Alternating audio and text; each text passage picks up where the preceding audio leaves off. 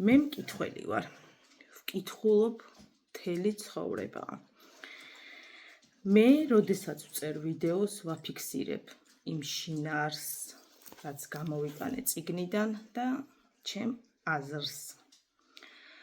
აკრძალული წიგნის თარო არის ერთ-ერთი მნიშვნელოვანი წიგნების სერია, რომელიც აუცილებლად უნდა დაწერილიყო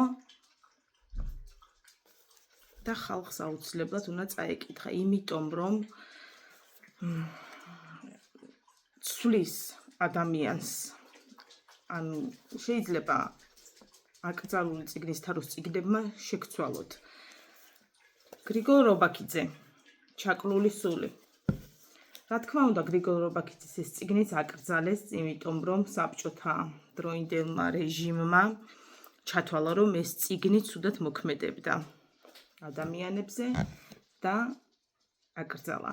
წიგნში გადმოცემული არის სტალინის მავნებლობები, სიბოროტე და ყველაფერი ცუდი.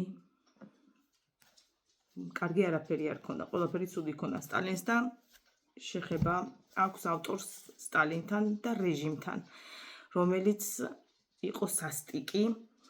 ადამიანებს ერთმანეთის გლეხებს მაგალითად მოგიყვათ წიგნში არის მოყვანილი ერთი ამბავი, როდესაც გლეხი მიდიოდა სამუშაოდ, მეორე გლეხს ავალებდნენ, რომ ჩაეშვა.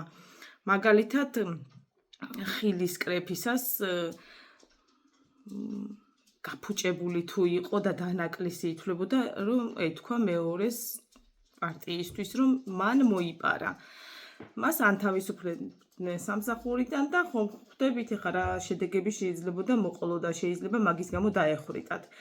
ეს იყო ყველაფერი რეჟიმის ბრალი, რომელიც უკან მოვიტოვეთ და ჩვენ არავის არ გვინდა იქ დაბრუნება.